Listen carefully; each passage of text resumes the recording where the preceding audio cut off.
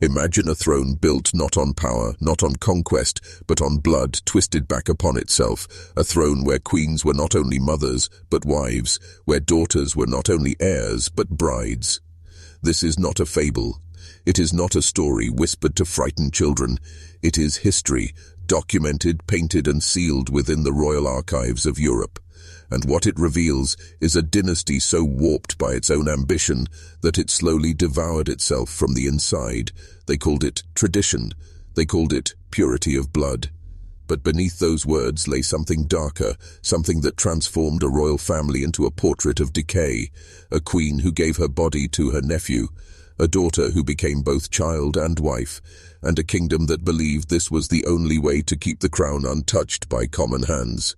Tonight, we open the vault on the most inbred throne of Europe, and once you see what happened, you'll never look at royalty the same way again.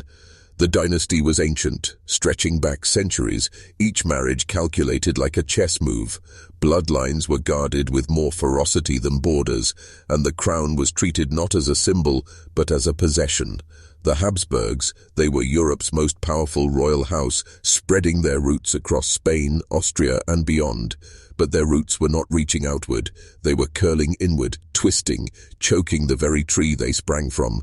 Cousins married cousins, uncles took nieces, and when the old lines blurred, mothers became rivals to their own daughters for the love of the same men.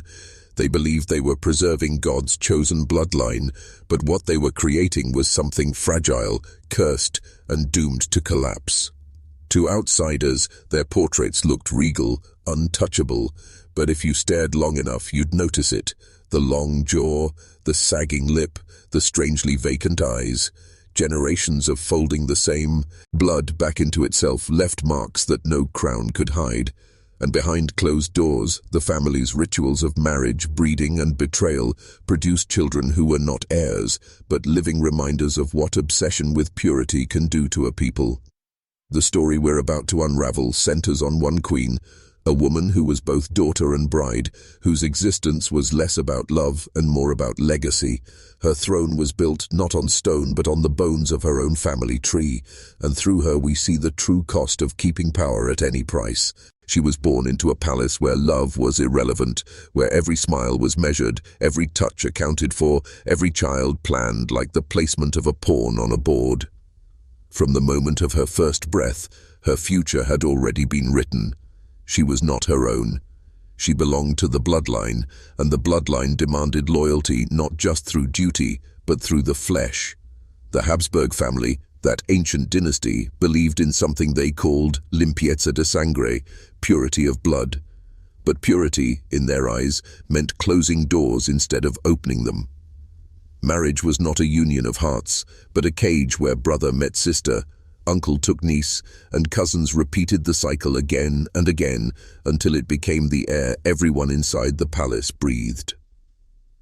The queen in question was Mariana of Austria, a woman who would become both the guardian and the victim of this system. She was just 15 when she was forced to marry her uncle, King Philip IV of Spain, a man nearly 30 years her senior.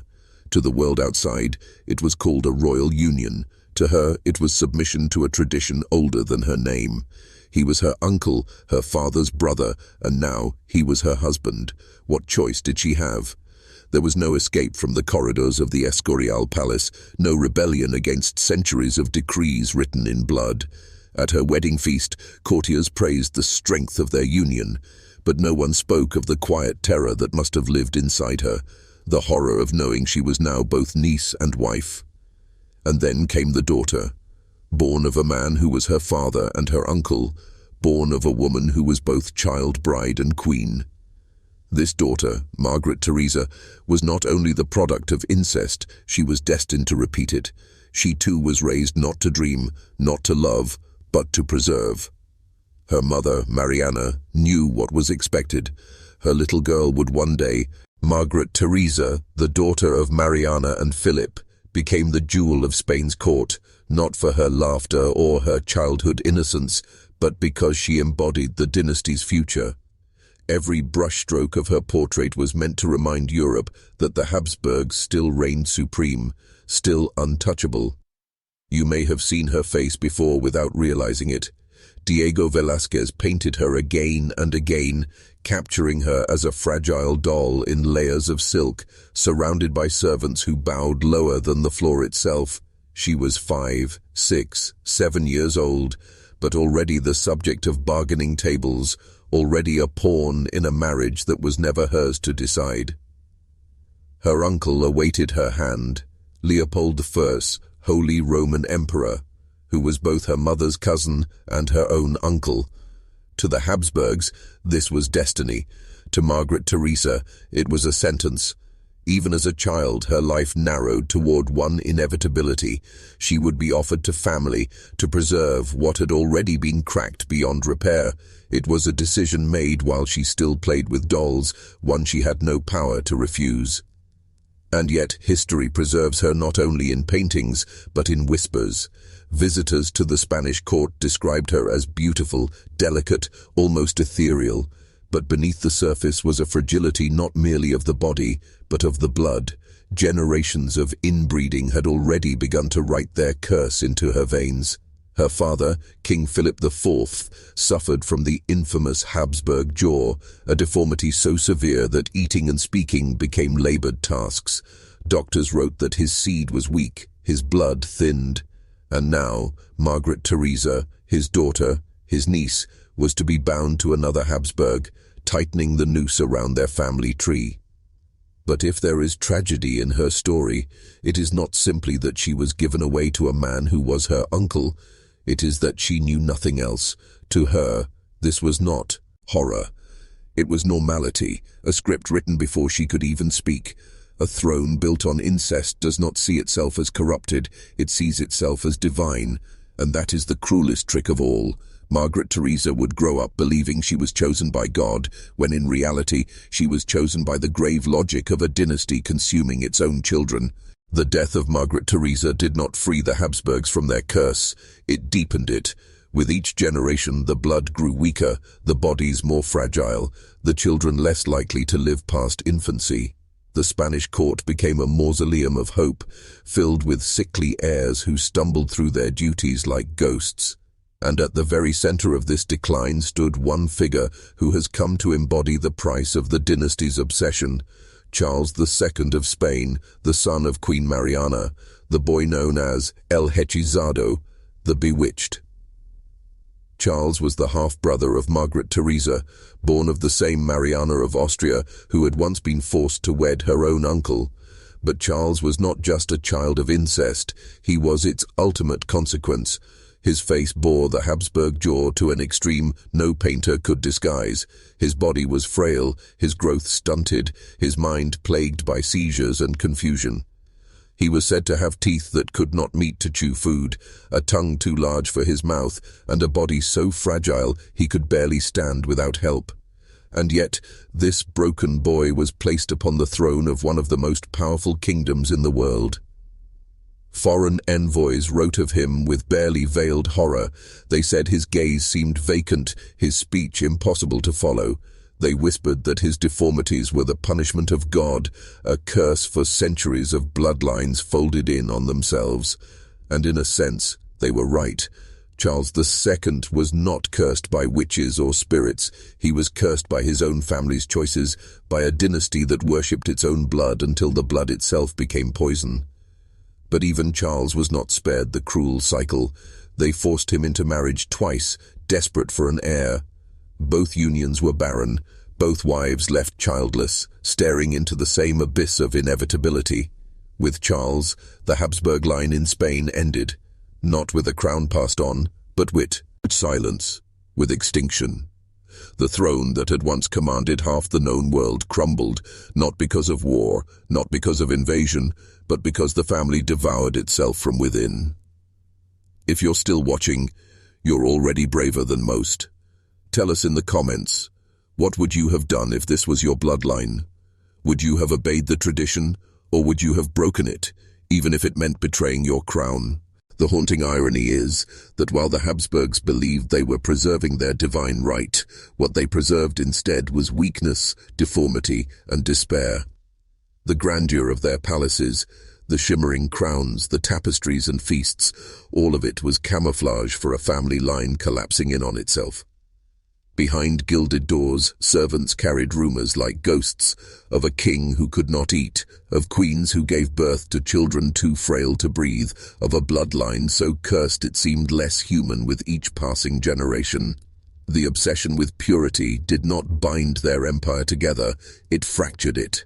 Spain, once feared across the globe, sank into decline as its rulers became incapable of leading. The Habsburg jaw became a grotesque symbol of their vanity, a deformity sculpted not by nature, but by deliberate choice. Physicians who studied the family's records centuries later discovered something chilling. Over 80% of their marriages had been between close relatives. Geneticists now estimate that Charles II carried as much inbreeding as the child of a brother and sister. His DNA was not a tapestry, it was a knot, tangled beyond repair. And yet this was not just a matter of science. It was psychological horror, lived out in silks and shadows. Imagine being born into this family, knowing from the cradle that your body was not your own, that your marriage would be arranged not for love, but for blood, that the person who raised you could one day become your spouse. Every royal child was a prisoner of a system that disguised abuse as duty, incest as holiness, and decay as destiny. When the Spanish Habsburgs finally collapsed, the world did not mourn them. It recoiled. Their fall was not the loss of a dynasty, but the inevitable end of a family that had strangled itself with its own rules. Yet the portraits remain, their painted eyes staring back at us across centuries, daring us to confront the truth, that even the most powerful can destroy themselves when they worship blood more than life. And in those portraits, Mariana, Philip, Margaret Theresa, Charles II, we do not just see royalty, we see the cost of obsession, the faces of children raised to be sacrifices, the victims of a family that mistook incest for immortality. This is where the story leaves the palace and enters our own minds. Because the Habsburgs are not just a relic of Europe's past, they are a mirror. They remind us that power, when clutched too tightly, becomes poison. That families, when bound by control instead of love, can turn inward until they consume themselves. The Habsburgs simply lived this on a stage so grand, so grotesque, that history could not look away. But if you strip away the crowns and the titles, the pattern feels disturbingly familiar. How many families have destroyed themselves with secrets, binding their children to choices they never asked for? How many dynasties, whether royal or ordinary, have crumbled because the fear of losing control outweighed the need to protect their own blood? The Habsburgs took it to an extreme, sealing their fate in the twisted roots of their family tree. But the echoes of their story linger in every whispered tale of abuse, every family name carried down through generations, stained with silence. When Mariana gave her body to her uncle, when Margaret Theresa was handed to hers, when Charles II was placed on a throne he could not bear, these were not just political moves. They were acts of violence hidden beneath velvet robes. They were sacrifices of children at the altar of power. And what was gained? A line of kings who could not rule, a bloodline that could not survive, a dynasty that ended in silence. The lesson is not simply about royalty, it is about the danger of worshipping legacy above humanity, purity above compassion, tradition above truth. The Habsburgs remind us that when families refuse to break the cycle breaks them instead. Their portraits hang in museums now, silent and still.